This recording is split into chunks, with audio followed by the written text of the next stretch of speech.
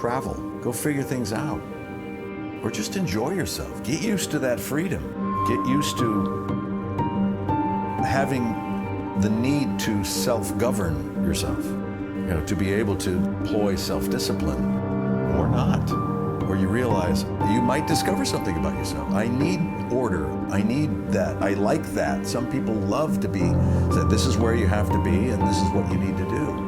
Are you that type of person? Or are you a type of person that wants more freedom in your life? In an effort to allow myself to get lost, to be lost, and to figure out while I'm gone what it is I really should be doing. So I finally determined it was something where I wanted to allow myself to get lost so that I could be found.